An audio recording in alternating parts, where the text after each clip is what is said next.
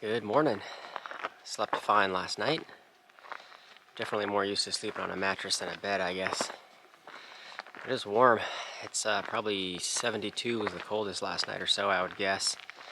And intermittent light sprinkles of rain, but nothing's really wet at all. It's just very, very light sprinkles.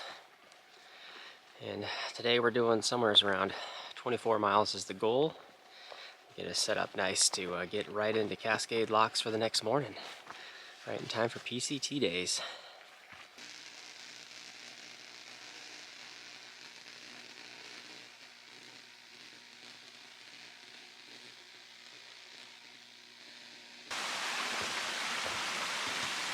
Water sources after this look like they're going to be about every 5 miles and very slow trickles.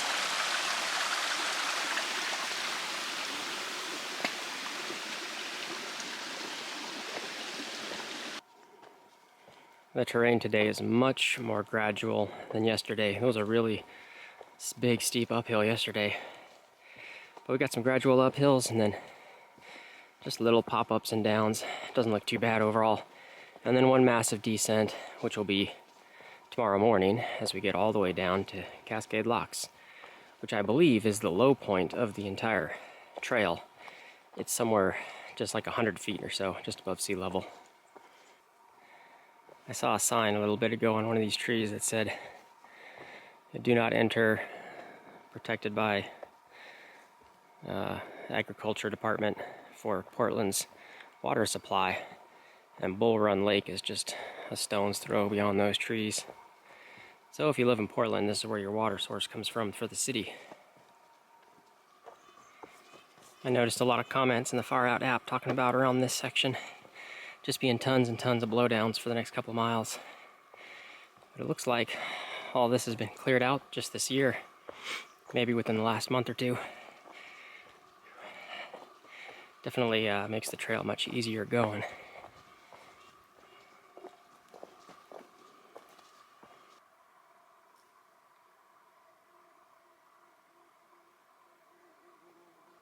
There's looking out to the east at Lost Lake down there. I believe these ones are the huckleberries again. You can see some nice purplish berries on there.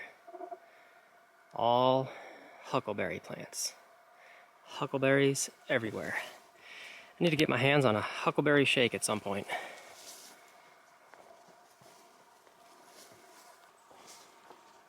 The terrain today has been very nice. Uphills have been very gradual. We've just been up on this ridge all day. And I think we just stay up here the rest of the day. Just little bits of ups and downs. Terrain's nice and smooth. No blowdowns to maneuver. They've all been cleared out. Again, a huge thank you to the trail maintenance crews, because it looked like there was a lot of work. We're cruising right along. We'll see what time we end up getting to my intended campsite. May push an extra mile or two and just get that much closer to town for the next morning. Well, there's definitely some blowdowns that we still got to monkey through. I just crawled underneath that one. And got to maneuver around this one.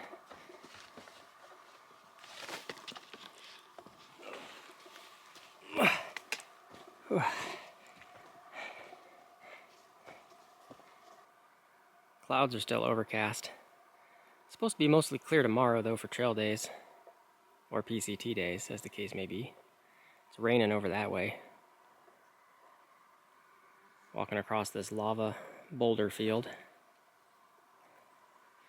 Haven't been rained on yet today, but we might get occasional light sprinkles. I don't think it's supposed to be too bad if we do get some rain. Still getting occasional good views of Mount Hood. You can definitely tell it's getting further and further.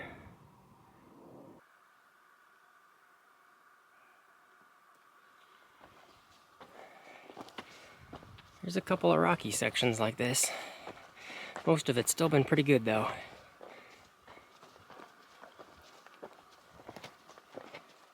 This is one of the cutest little baby snakes I've ever seen. So tiny, looks like he's almost newborn. I have no idea what type he is. Mount St Helens again, up to the northwest. There's looking back behind. Great overlook view.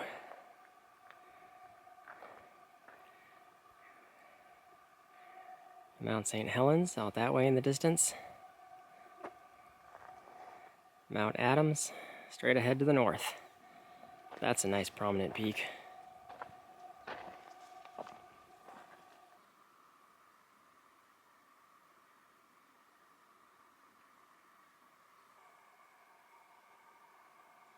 This is Watum Lake.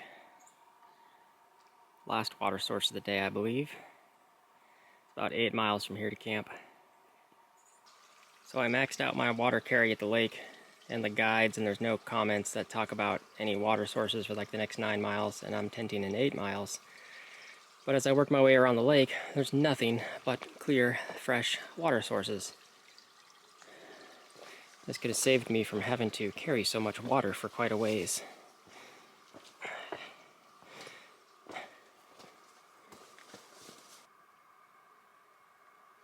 I love how, mile by mile, the forest is completely different than any other mile. Might be subtle differences, but I notice it. It's very different.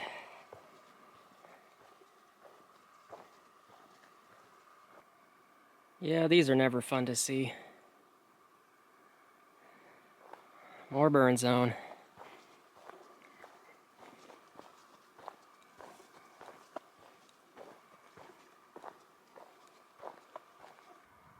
I can see across the valley there, through the trees, that a lot of this area's got a lot of burn scarring.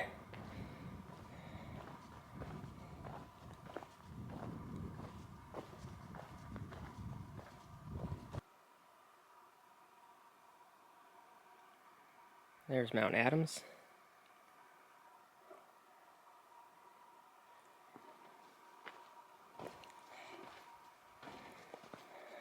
More rock slide lava flows to go across. I think from here it's about 3.5 miles left.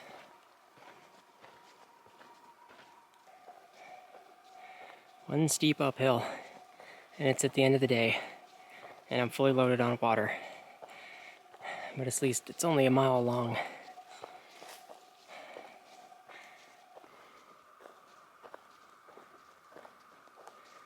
Another forest that is completely different from any other forest we've ever been in.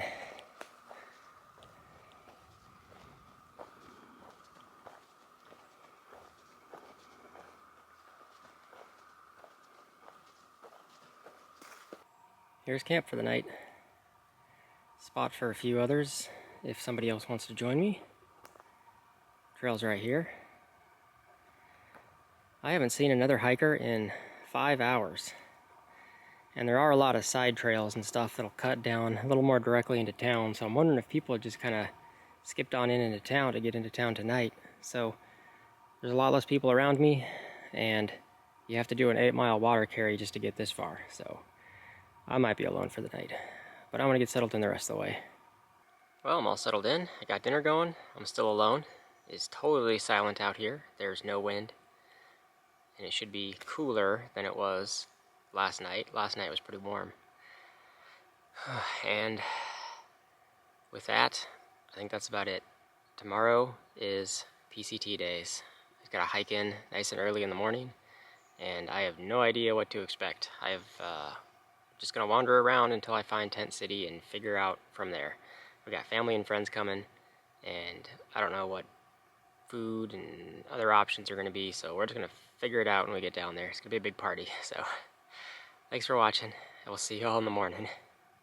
Good morning. Lovely night last night. Not as warm as the night before. It's probably 68 degrees. And there's been a good number of section hikers hiking around in this area that I've noticed. More so than the through hikers, I think. So I had a couple groups of section hikers pass around me, and one stayed at the same area that I was at. But everything was nice and quiet. Today we got about 8.5 miles. It's going to be all downhill, dropping all the way down to the Columbia River and the town of Cascade Locks, right in time for PCT days.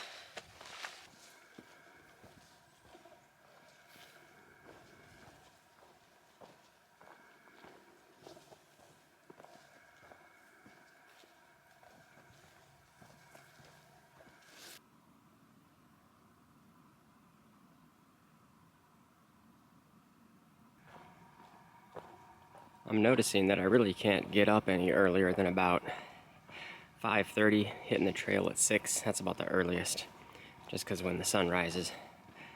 I'm not one to usually pack up and go while you still need to wear a headlamp, but still the earliest you can head out and barely see a little bit. But we're just getting further north, and it's getting later in the season, so the sun's rising later and later. Tea Kettle Spring. Little thing flowing just down there. I think I'm going to skip it. There's a couple of water sources on the way down, and I've got enough water for now to get me to the next one, about 4 miles from here, so there should be some water flowing. We're at a nice spot where we can get some views. There's out to the east, sun rising, about to disappear above into the clouds. And I can just barely make out Mount Adams to the north. And then we got the Columbia River down there.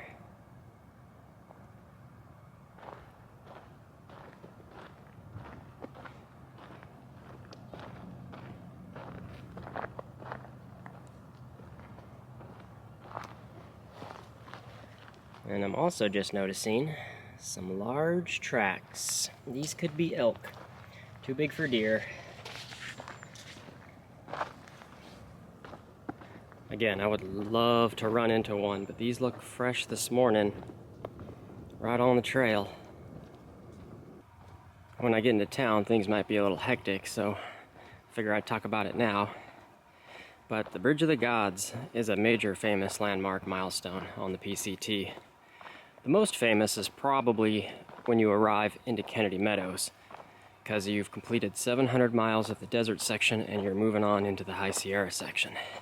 And that's just a great stopover waypoint milestone. The second most famous important milestone is Bridge of the Gods. And I was just learning up a little fun facts and history about it, and why it's called Bridge of the Gods. They're saying it's an old local native legend about there used to be a natural bridge where you could cross the Columbia River without getting your feet wet. So some people associate that to a major landslide that happened almost 600 years ago in about 1450.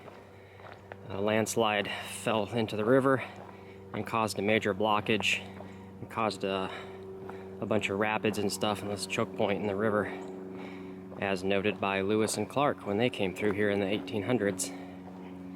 And then well, some of the fun facts about it, we're talking about how it kind of caused a large lake upstream to form, and then eventually that kind of flooded over and kind of into what the river is today. So there's really not much of the rapids remaining. We'll kind of see when we go down there, but that's kind of one of the reasons that Cascade Locks is called Cascade Locks, from when there was rapids there. But yeah, the Bridge of the Gods is named after some sort of earthen bridge that used to exist, and they built the modern construction and kept the name. I think the modern current bridge dates from about 1926, I think I read. So it's almost 100 years old.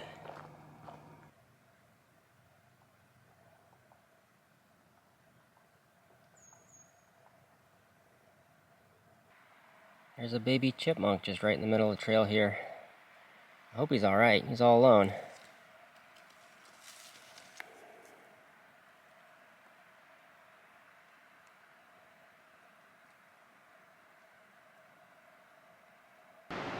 First good view of Cascade Locks and the Columbia River. The Bridge of the Gods is way down at the far end. That's where we're going to end up at. Can't really see it too well from here. Well, I think I'm going to max load up on water somewhere around here, so I don't have to worry about my water needs through the weekend while I'm in town. The terrain is starting to get a lot rougher. Very rocky underfoot. It's popping ups and downs. Last couple miles been like this. We still got a couple miles to go. I'm not in any rush, but I'm just getting slowed down a lot by this. The bridge over Dry Creek. And we still got about 2 miles left.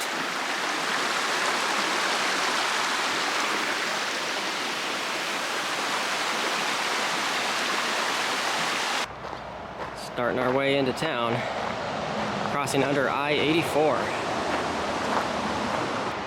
There's the toll booth for getting on the Bridge of the Gods. I think we're going to be diverting from the trail from here. The trail goes across the bridge. But we're going to be getting into town, seeing what we can find. Well, first thing I see is the Bridgeside Diner. And it doesn't look too full. Hopefully it's not full of hikers, and I don't see a lot of backpacks out front, so we may do food first. I just need to pack up my bag. My food is already sorted.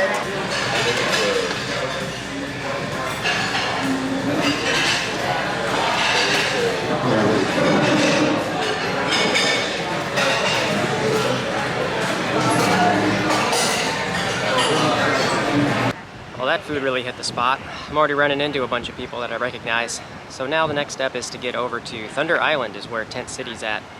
And I'm kind of right at the start of that area. So I think I need to get like registered and checked in.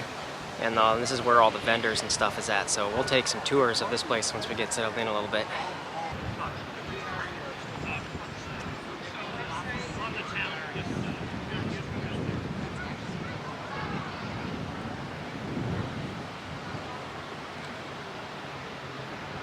And now to wait in the long line of hikers as we get checked in. I'm all set up, tucked away in Tent City, right on Thunder Island. When I was registering, they say that this is the only time of year you're allowed to camp on Thunder Island. It's a day use park only normally. Pretty cool seeing hundreds of hikers here. So I got registered for 2 nights, that's $10 a night. And now we're just gonna walk back, I think, and check out some vendors, walk around some of the stalls over that way. Here's just a quick update. The vendors don't open until 1, so I was just killing time. My sister Stacy's here. She just arrived, and we got lunch over at the Thunder Island Brewery. So they got a table, her and her boyfriend, so that's where I'm headed right now. I'll see you there.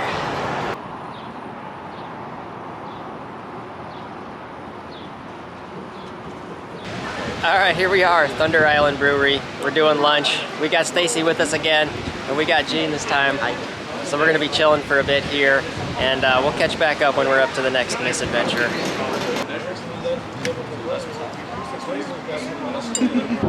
And now we are heading east down to the town of Hood River, now that we got access to a car. So there's a Walmart down there, so we're gonna do the full resupply run. I need about 4 days worth of food, I think, which will get us to the next stopover, which is Trout Lake, I believe. I'm doing this all off the top of my head, but I'll show the next plan and go around stuff at some point later. But for now, I think I need about 4 days of food, so we'll get that knocked out. Yeah, we were joking about that today. Like, whatever package we're bringing him, it's so light. I was like, oh, well, of course it would be light. It's all weird. So we just dropped off my resupply gear back at the tent. A nice view of the Bridge of the Gods. And now I think we're gonna go walk back to where all the gear vendors are hanging out. We'll go check out the gear stuff.